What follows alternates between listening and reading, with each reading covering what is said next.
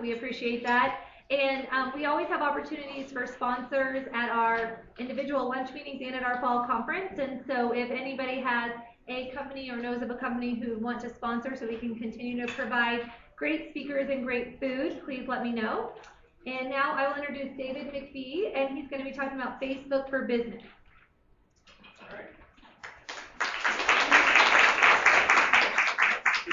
It still shocks me that I get applause for doing nothing but walking like 8 feet. Like, it's the best part of my job. All I did was show up. When you love that when you show up to work and people just, you're here, thank you.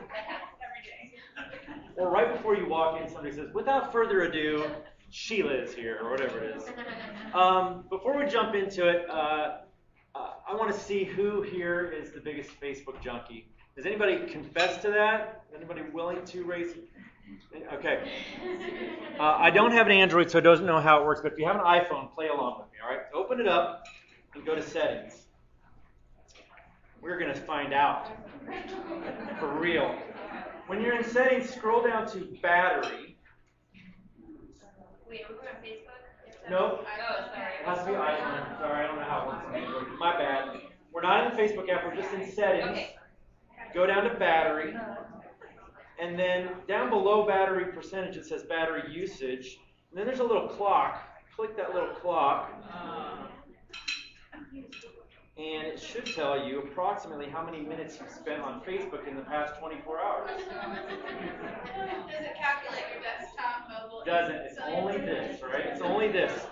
So mine actually only says 17 minutes, but that's because I'm in front of a computer all day on Facebook. Anybody really high? Click the little clock and it'll actually show minutes too. 52 minutes? 57 minutes? Anybody more than 57 minutes? Anybody more than 57 minutes? Where are you at? 1.3 hours? 1.3 hours here? Okay, I have to tell you guys a story. You guys are still calculating it? I was talking with my friend Todd. Todd is the father of 2 teenage girls. And Todd was complaining to me that his teenage girls never talk to him, right? They're always sucked into their phone, David. They're always on Facebook. I said, Todd, you're always on Facebook. I know you are. He says, I'm not on Facebook that much. I said, give me your phone. I took it from him. I did that. 5 freaking hours. Now, to be fair, he walks on the treadmill for like an hour and he's on Facebook the whole time. But I mean, I said, Todd, you are the reason you're not talking to your daughter. Put your phone down, right? One of the main things that I do is I enlighten people into the world of social media, how valuable it is, right? This group, I probably don't even have to tell you that. You guys know how valuable it is, but I'm going to go over it to enhance it and to give you some stats in case you need to show your boss how valuable what you do is, okay? I gave you guys a handout. You can play along at home if you want, or you could just email me later and I'll send you this whole deck. That's just as much fun. But before I get into that, like, why am I here? Why this guy? Where'd they find this short bald guy? I'm actually here from Kansas. I grew up in Kansas City. I don't come from a medical background at all. I mean, I like doctors. I go to doctors when I'm sick, so that's something. Yes, you have a question already? Can I have a handout? You didn't get a handout? I have one left. Just for you. What's your name? Jill. Jill, it has your name on it right there. Thank you. I see that. Doesn't really. I'm totally lying. You don't go to school to do. I didn't go to school to be a social media guy. They have social media now in schools, I hear, which I think is silly, but maybe not. Maybe it's important. But all the people out there that are doing social media for a living, like, what makes you the guru, right? What makes you the expert? So I'm going to tell you right now, I am not the expert. I don't claim to be the expert. But what I've done is I've really studied it. I've really kind of embraced social media, and I've done a lot of research on it. I want to share that with you today. But I admit fully right now that you may know more about social media than me. Having said that, I do have kind of a unique perspective on it, and I think that you're really going to like what you hear today. So let's start with some statistics. The average American is now on social media for about 3 hours a day. 3 hours a day. Now, you've had 17 minutes on your app, or over here we have 1.3 hours, but that only calculated your mobile device. What would it be if we calculated the other networks, or your laptop, or wherever else you look at your social media? We are absolute junkies. Do you guys agree? Now, who is it? Is it the youth of America? Is that the problem? Is it these millennials? Well, 18 to 34-year-olds spend 3.8 hours a day. My age bracket, I'm kind of here in this middle area. We spend about 3 hours a day. And then, believe it or not, over 50, they're at 2.8 hours a day. I mean, this is not generational. This is 2016, and everybody's on Facebook. Everybody's in social media. I have the pleasure of living with my mother-in-law, and it's not uncommon for me to walk by her desk and she's just sitting there scrolling through Facebook. It's how she keeps up with the grandkids. It's how she keeps up with her family that's out of town. It is a part of our lives, and social media is ubiquitous with the internet experience. You guys all agree with that? Did you know it was this bad? Right? Is it 3 hours a day? Does that surprise you guys? No. We all know. This might be interesting to you. If you're trying to reach business owners, they actually spend 50% more time on social media than the rest of us. And senior executives, they're big social media junkies as well. So it's not like it's this specific little age group. It's not teenagers. It could be anybody and everybody. So definitely social media is kind of a big deal. Now, I'm throwing a lot of stats at you, so there's one I really should tell you, and that's that 86% of statistics are made up. But okay. Now, which social media platform do you guys think is the king? You guys, obviously it's Facebook, right? Facebook's the king of all social media. There are 1.6 billion users on Facebook. Like, I remember a guy telling me, if you're not on Facebook, you don't exist. I was like, that seems a little extreme, but I think I'm going to get on Facebook. I want to exist. Does anybody have any guesses as to the second biggest social media network? Twitter? It's actually Instagram with 400 million users. And then Twitter follows that with 320 million users. Next, there's more on the list, but I wanted to highlight this one. Snapchat. Who here's on Snapchat?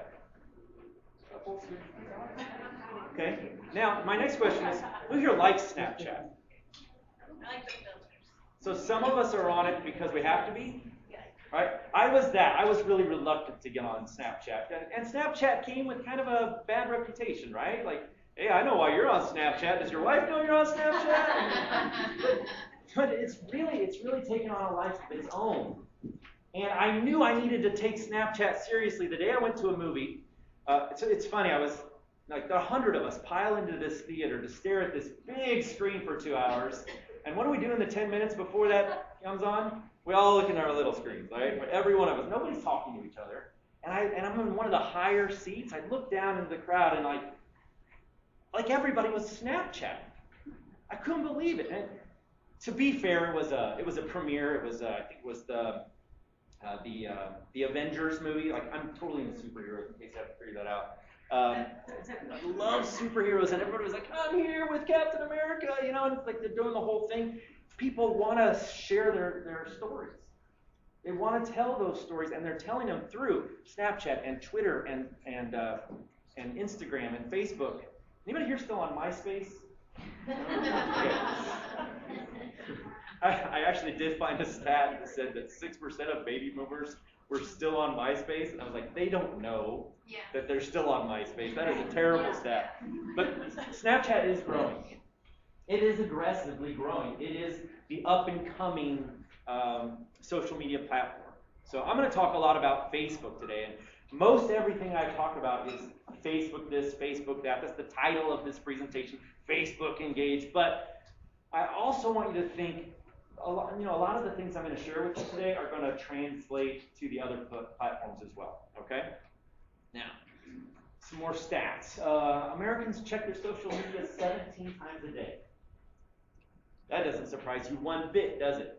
Some of us have checked our social media 17 times the last hour, right? We we check it at stoplights, right? No. We check it at line at the grocery store. The other morning, 28% of us check it before we get out of bed. I'm one of those. You're like describing me. Am I describing you? Yes. So you're gonna love this. I roll over, I get my phone, I'm like, oh, what's going on? I'm trying to wake up, and I look, and there's a post that my wife has just posted, like that moment, right? Yeah. And I look up, I can see into our bathroom from it, and she's on her phone posting and brushing her teeth at the same time, right? It's multitasking, right? We love our social media. The highest social media is adults between the ages of 25 and 54. That's a pretty easily digestible statistic, right? But what about this one? Did you know that 82% of baby boomers are on Facebook? Yes. Yes, we know. And 30% of them are actually on Twitter. And then our mobile devices. Our mobile devices is where we interact with social media the most. We're on our mobile devices like 26 hours a month is social media. What did I used to do? That's why when you looked at that battery percentage thing, was Facebook number 1 for most of you guys? Yeah? NPR was number 1 for me, so I don't know about you guys. That's so lie. That's about a third of the time we're on our mobile devices. A third of the time that we're on our mobile devices, we're on Facebook or social media. It's funny, I just got this new iPhone 7, and it does everything, right? It's amazing cameras, like fast. You can't make a phone call. I swear to God, it's like hard breaking up, no one can hear me, but I don't care, because 29% of the time I'm on my apps anyway, right?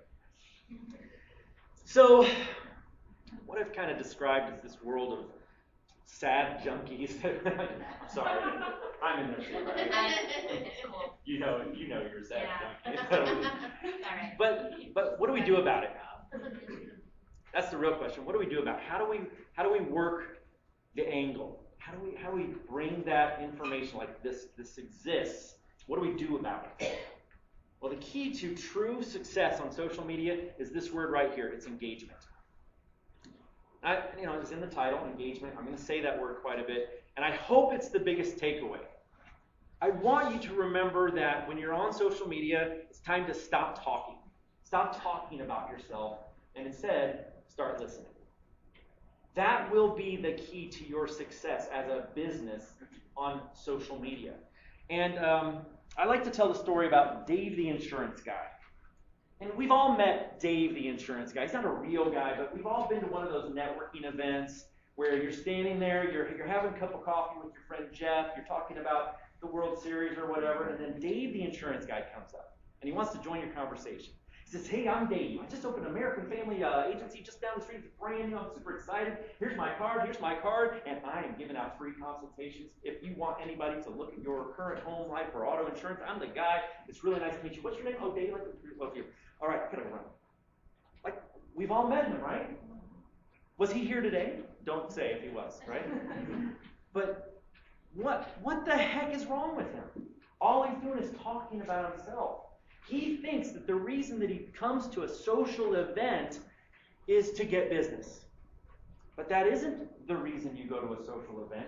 You go to a social event to create relationships that eventually result in business. Do you guys agree with that?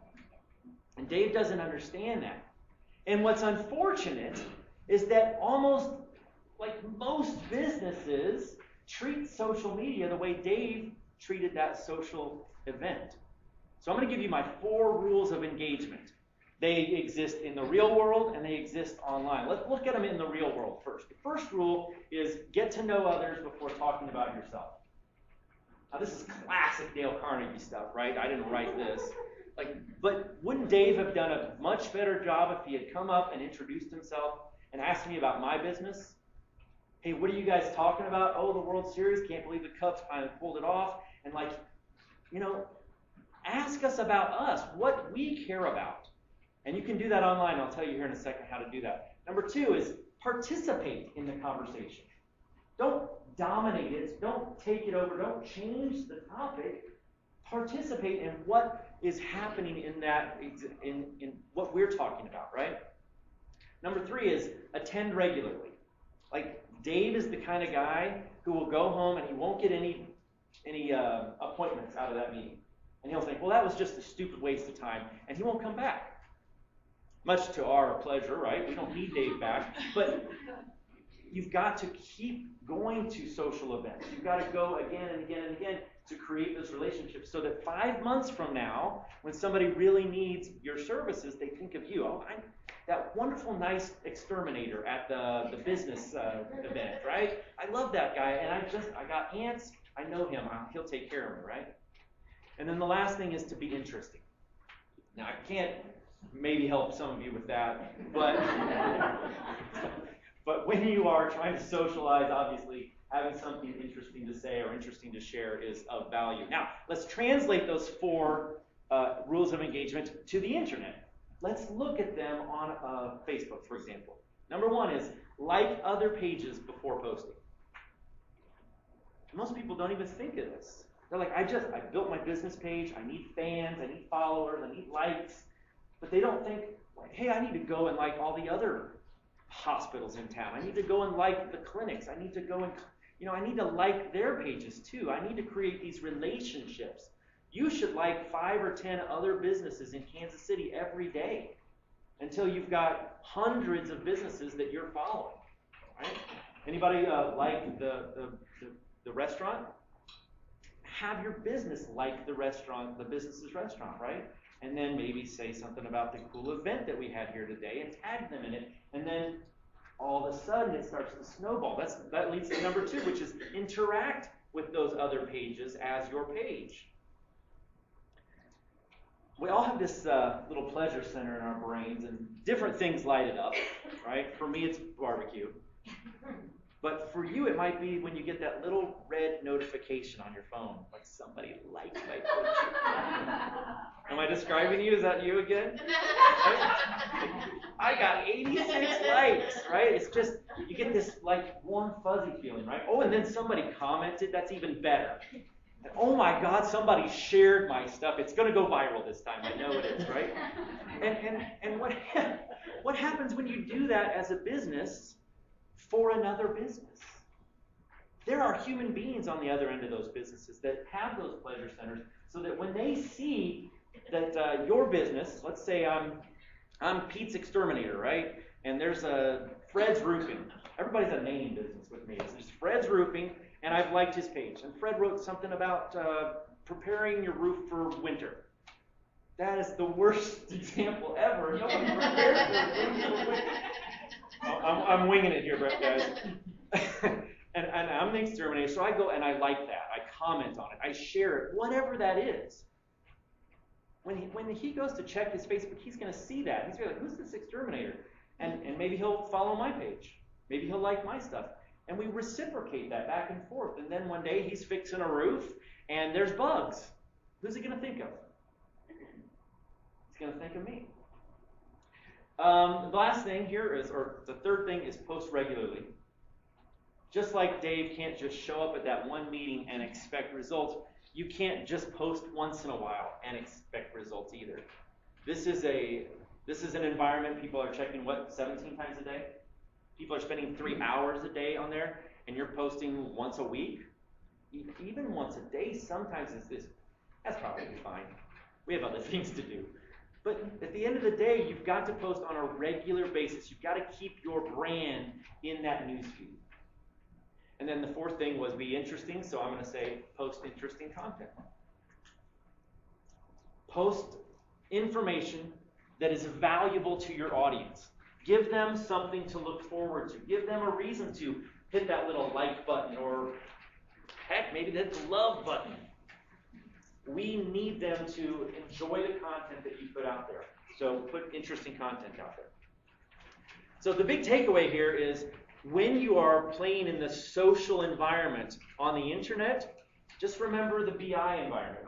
Sorry, that's a phrase I use for before internet. Before the internet, we still did social networking. We just did it in person. I was talking to my dad the other day about social media, and he goes, when I was growing up, my social media network was outside.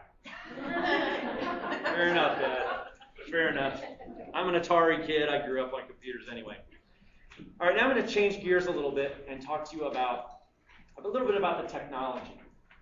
Like Pandora's pure genius thing. I love that. Is that what it's called? It's not pure genius. Genome.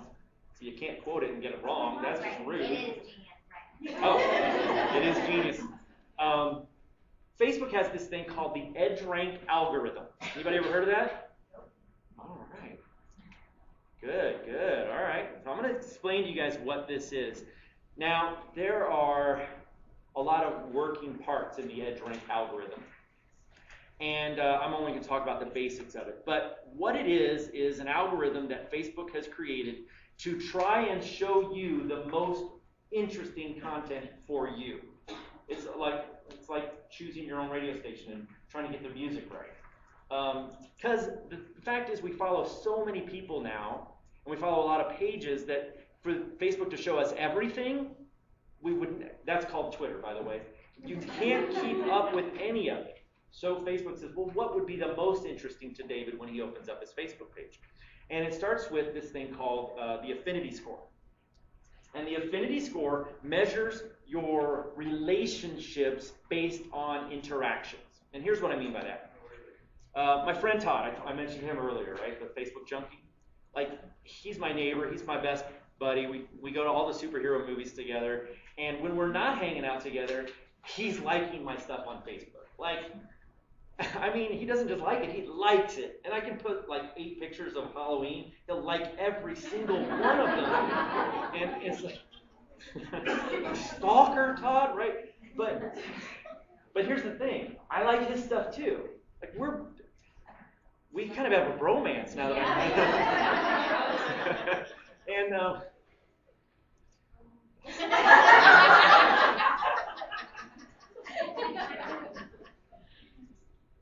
Facebook shows me everything that Todd does. And Facebook shows Todd everything that I do. Because Facebook recognizes that's important to me and that's important to him. Now, I have 300 friends on Facebook or whatever it might be. And remember when you first got on Facebook and everyone from high school and middle school wanted to be your friend? You're like, okay, but you don't see their stuff in your feed anymore, do you? It's because Facebook figured that out. Like, you don't really like this person that much. And it's a good thing, mostly. So it's like if you like a business's website and never interact with it, you may stop seeing it. And we'll get into that in a second. Number 2 is weight. Now, this measures the value of the content that you've created. And here's all I mean by that. This isn't really that complicated. When you just put in a few words, that carries a certain amount of weight. Like, Monday, ugh. Click, and you posted that, right? That's not that awesome. And it's not going to get a lot of action, so it doesn't carry a lot of weight.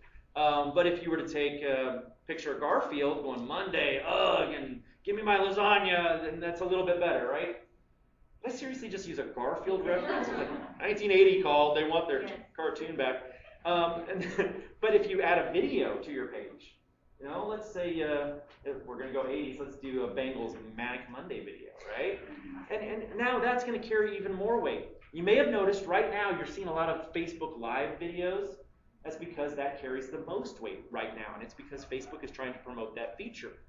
So depending on what you post, it's going to affect that EdgeRank algorithm depending on the weight of your content.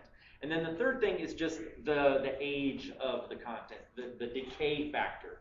Most of the time, the things you see on social media are pretty immediate, agree? Usually within the last hour, 2 hours, at least the last day.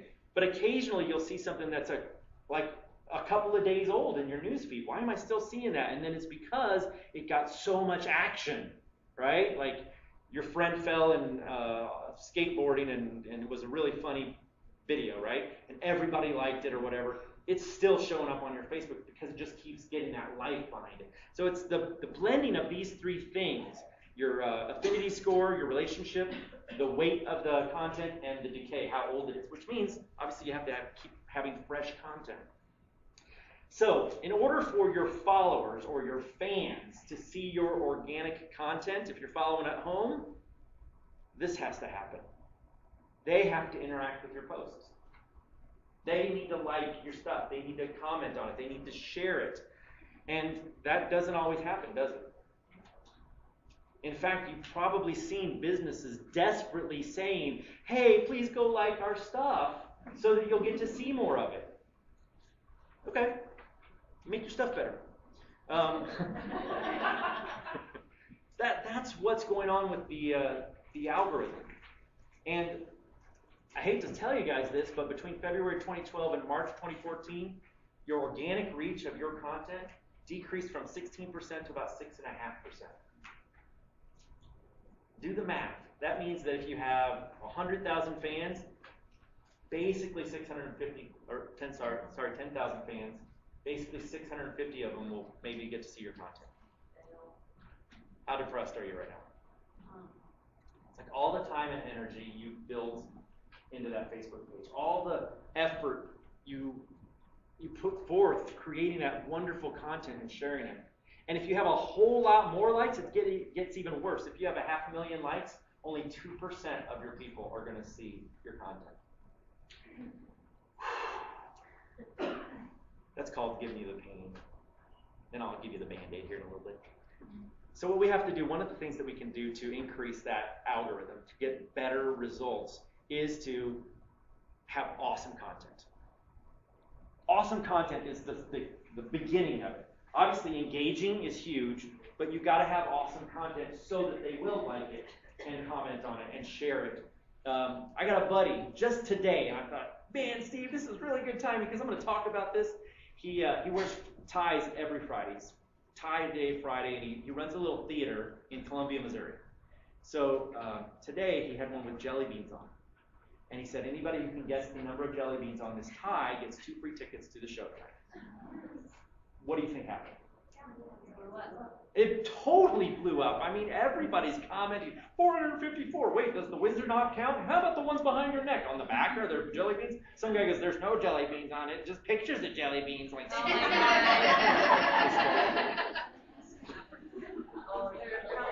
but such a little thing, right? Such a little thing, but it really took off. So you have to have this awesome content. Now, the good news is you don't always have to create it yourself. Sometimes you can go share other people's content. That's okay.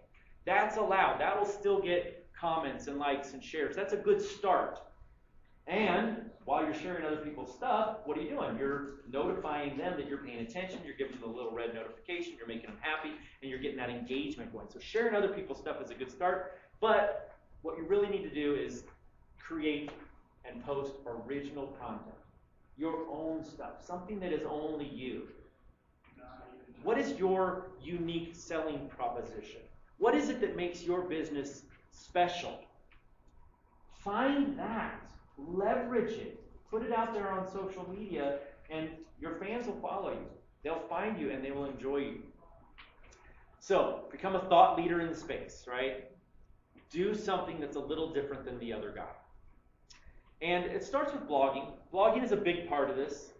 Companies that post blogs 16 times a month, that's every other day or so, they get about 4.5 times as much traffic to their websites than those businesses that are blogging only once a week.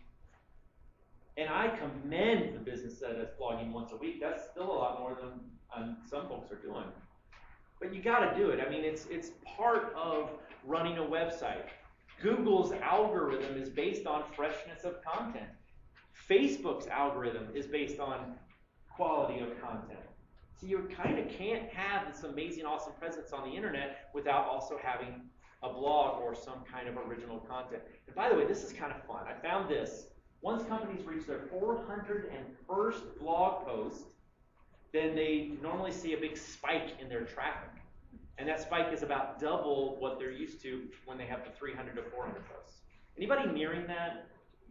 No? Nobody wants to claim that?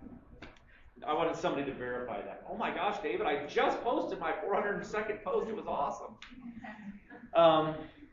Okay, but while blogging is important, there's this visual element too that you got to remember, right? It's social media. It's all very visual. Humans process visual 600,000 times faster than text. So you got to have those images included all the time. They need to be fun. They need to be clever. You know, I don't need to go into this a whole lot, do I? I mean, you guys understand as you're scrolling through your Facebook feed or your Twitter feed, the content with images really stands out, doesn't it? It always wins. Anybody seen anything really fun in their images? Any Cubs fans? No Cubs fans, not any Zobras fans at least. Yay, Zobras, got a ring. My little girl is a big softball fanatic. Her name is Zoe, and her number is 18, and his number is 18. They both play second base and left field, so she's kind of all of a sudden given up on the Royals and gone to the Cubs, just like Zobrist. But I posted a picture of her in her Cubs gear, and it got all sorts of love, right? And her uncle disowned her. Okay. Social media posts with visual content, they actually do get a lot more action. They get 126% more action than those without visual content. And video gets the most. Video gets 12 times more than links and text posts. And Leanne and Sheila, I mean, you can back this up. Your video gets more action than anything, I'll bet, right? People love video on the internet. It's what we live for. So any questions about that? All right. Next, let's talk about using Facebook, and I hate to use this four-letter word, but a paid platform. Sometimes we just really have to accept that even though it came along and it was free and it was wonderful and this super cool free tool, it wasn't always meant to be that way. This was always their sinister plan, right? Let's get 6 billion people in the world to use this platform, and then let's leverage it as an advertising tool. That was always the case. And that's okay. People don't want to pay to be on Facebook, do they? If you had to pay $4.99 to be on Facebook right now, would you? Only 5% of your users are paying it to get rid of ads. We accept that ads are part of the internet. They're part of the internet experience. They keep the internet free. So, to those people who complain about ads on the web, I say you're welcome. The internet is free. All right, so with organic reach declining, we really need to think about advertising on Facebook. Now, who just in the room here, who here actually pays Facebook for something? So a handful of us. All right. The first thing you can do is boost your posts. Now that just basically means you're doing stuff anyway, and if you give us some money, we'll show it to more than that 6.5%. I mean, that's just, it's almost like Lex Luthor is up there going, ha ha ha! You created this awesome thing and you think your 10,000 fans are going to see it, they're not, but if you give me $10, I will get it out to more of them. That's really all a boosted post is. Although it does also reach the friends of those fans, so there's a little extended reach there. Maybe they never liked your page, but now they can see a friend has. And then there's some limited audience targeting that looks like this. They can go after different ages and genders and location and some generic interest-based categories. So boosting a post is a good way to get more reach. There is value in that, and it's not normally very expensive. And what else is cool about it is you can just post your organic stuff, and Facebook will say, hey, this post is doing better than your others, so this is the one you should spend money on, which is kind of cool too. But then there are paid ads. And the paid ads, frankly, I'm a huge fan of them. There is a lot of value in them, and there's a lot of things that you can do with them. They have these advanced targeting options, and I'm going to go into them in a second, but I want to tell you a quick story. I recently bought a drone. You guys know what I'm talking about? The quadcopter with the camera on it. And I did some research online about drones and pretty much turned around and bought it. But then when I got on Facebook, I joined a bunch of drone communities. You guys didn't even know these existed, right? But they're very cool. These guys are taking photographs with their drones of Scotland and Canada, and they take them on their cruises with them and get beautiful pictures of the beach. So these are always a part of my news feed. And guess what? I like them. I don't just like them. I like them. I type the word brilliant photo or whatever it is, and I'm seeing a ton of ads about drones. There's new drones coming out that I'm looking at. There's carbon fiber blades. These things are very interesting to all of you, I know. But to me, it makes the Facebook experience that much better. Who here sees ads on Facebook that are relevant to their own behavior? We all do, right? I tell people all the time, Facebook, more than any other site, has the most insight into your behavior. They have what I like to call your digital breadcrumbs. They know what you like. They know if you're married. They know if you're getting engaged. They know if you're getting broken up. Right? And then they can take that data and you can leverage it to target the exact right person. They know if you're sick. They know if you're elderly.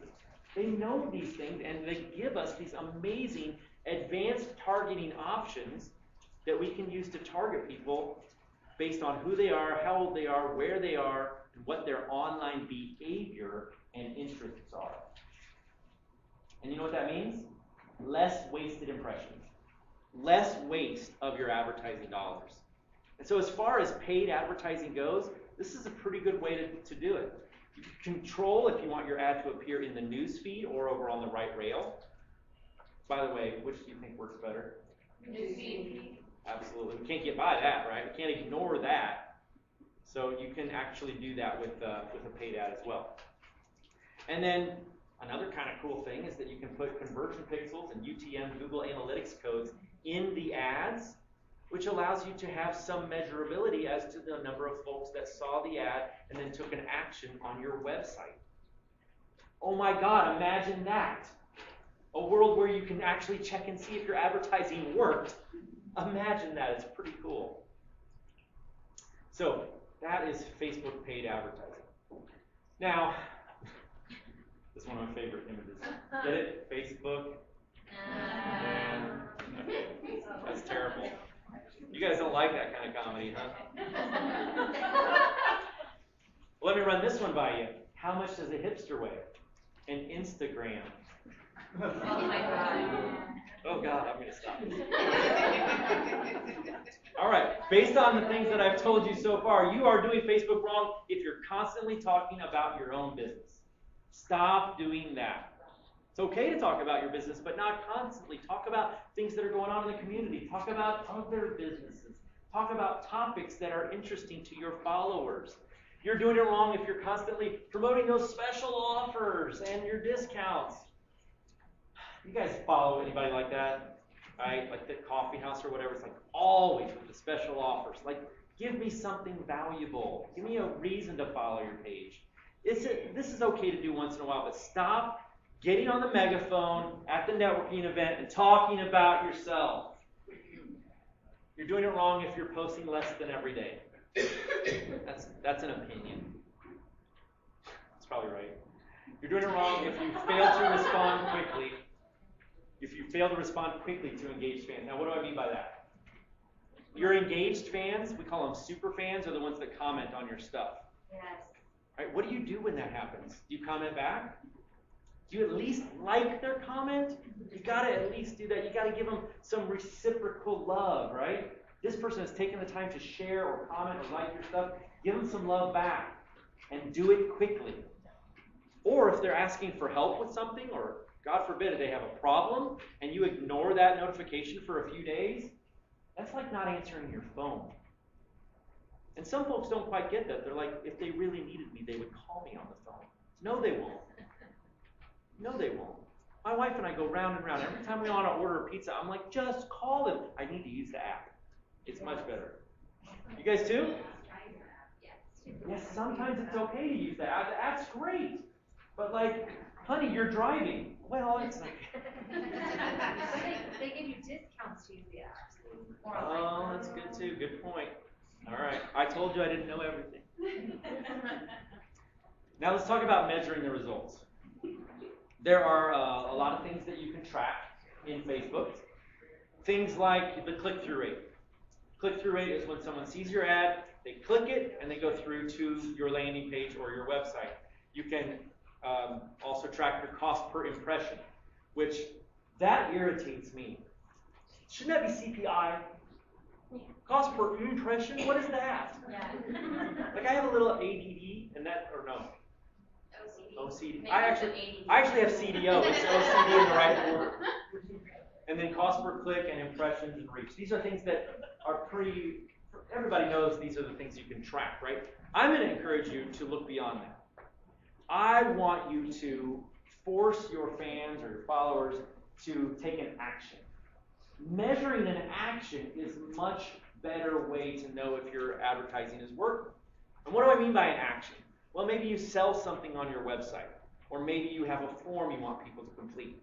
Drive them to that form, right? Maybe you want page likes and link clicks. Video plays. We just released this new video.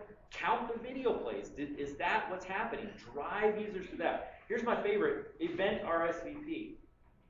So I recently saw one, it wasn't a local hospital, it was a hospital I was following because I was researching for this. Yes, I did some homework. And they were promoting a 401k, a 5K for breast cancer research. That is a long walk right there.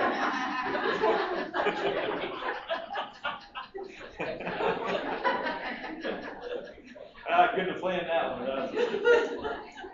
I think I'm funny. Okay, so they were promoting this 5K, and all of their content was about this 5K. It's like, here's some cool information on some great sneakers for long walks and good runs. Well, you wouldn't think that a hospital needed to be promoting sneakers or the best kind of sneakers, but it went right in line with their goal, which was to get people to come out and do this 5K for breast cancer research. Right? So make it about an action. And then you can actually put some tracking URL tags in your advertising that can track back and see if those things happen. So that's pretty cool as well. And then here's BI again, before the internet.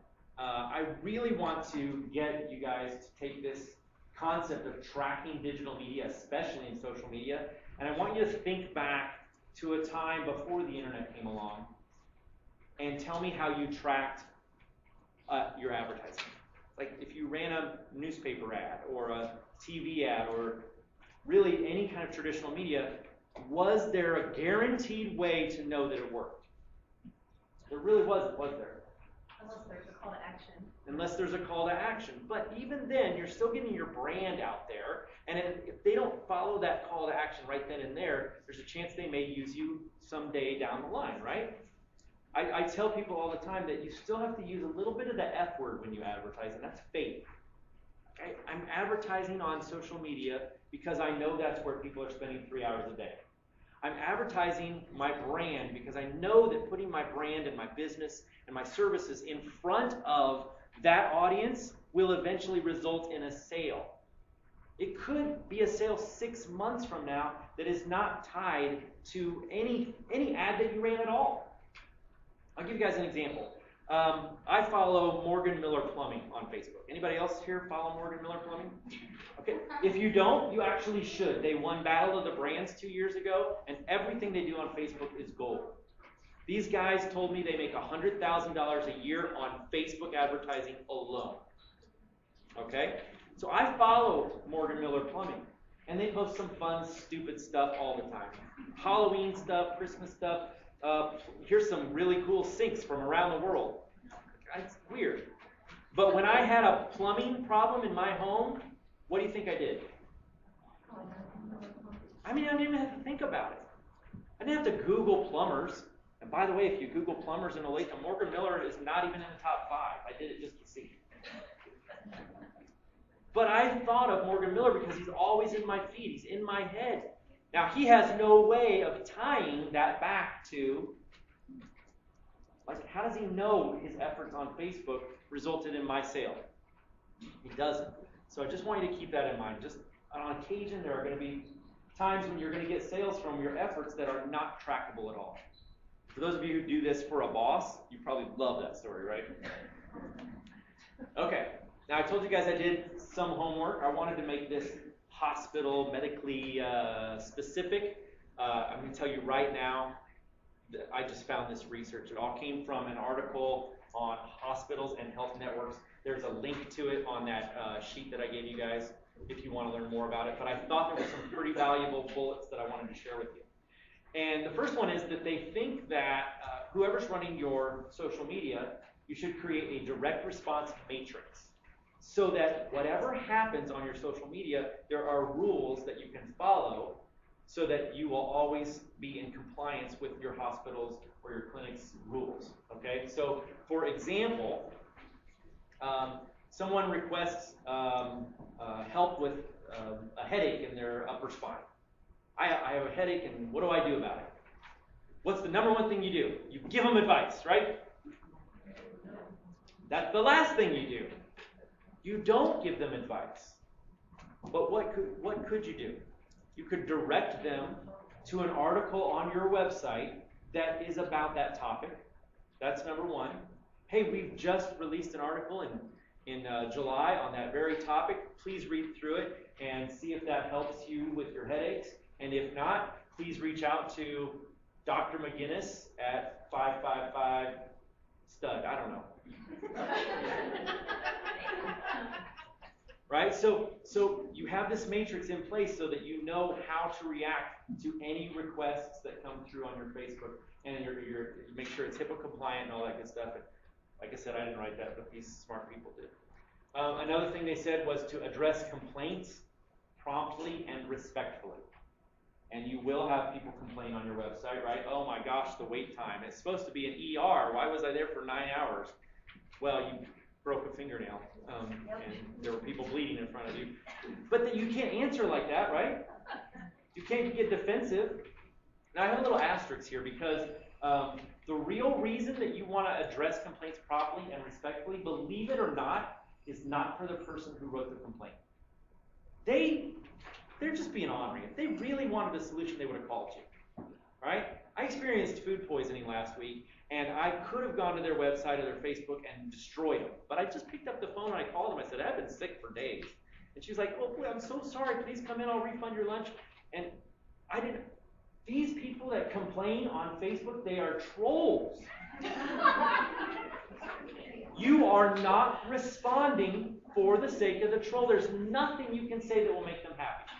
Okay? So, this is why you are responding. For future readers.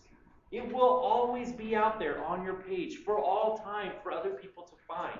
And what they want to see, what people want to see, isn't that you have the solution for everything or that you're perfect, but that you sure are trying. So no matter what their complaint is, if you respond to it respectfully and offer to help, we'll do everything in our power to make this up to you. What can we do? Please reach out to us. And I'm reading through that. I'm like, that's good stuff. That's good stuff. I like that. So remember, when you get a complaint and you respond to it quickly, it's not for the complaint. Don't be defensive. Even if they're wrong, they're always wrong. That's not really what happened. Don't say that. Remember, you're writing for the next person who's going to read it, okay? You obviously want to protect patient privacy at all time, and that has a lot to do with, do you allow your patients to friend their patients, or do you allow your staff to friend patients? I'm actually curious. Do you guys allow that? Had never thought about it. Might be something worth thinking about, right? You take a picture because Salvador Perez is there, and you're like, hey, Salvi, take a picture with me. And then all of a sudden, Salvi's career is over because you let it out that he was at the hospital for whatever. You've got to be careful with those things, and you need to make sure your staff is careful with that. So be safe there. Protect your brand. That's the main takeaway. The Mayo Clinic has a rule, flat out. They said no employee can mention the word Mayo Clinic in their social media anywhere at any time. It's a good, safe environment for that. In my research, I went and tried to find several medical facilities that I felt were worth following, and I found these. I hope that you will write these down or keep them on your handout, and I hope that you will follow them. Because what you may find is that you will learn more from them in real life than you learn from this guy. They are in the trenches every day in your industry, and they are working hard to have a good, solid profile. And these guys, I didn't just find them, they have been written up in article after article on what a good job they do in social media. So follow them on Facebook and Twitter. First one is the Dana-Farber Cancer Institute, the Mayo Clinic, which I mentioned. You've got the Children's Hospital of Michigan was getting all sorts of kudos. Even the Detroit Medical Center was getting some kudos. Oh, by the way, this one, see how they did here? They have an event, and they're promoting the event. And one thing I noticed as I was looking at their pages, all of them had current, fresh content. Nobody had content that was older than a couple of days. Seattle Children's Hospital, St. Luke's, of course. So follow these guys and follow each other. I encourage you guys, if you don't already, talk to each other and get on each other's Facebooks, and you can do a lot of this together. Encourage each other, work together. You're social here in this environment, be social in real life as well. And with that, open it up for questions. Yes? I was just going to share, and probably some people in the room already know this, you may too, but if there's anybody who doesn't, Mayo Clinic has actually developed a social media network for healthcare communications professionals. And there is a free level of membership, and it's worth checking out. All right, thank you for sharing that with us. All right, any other questions?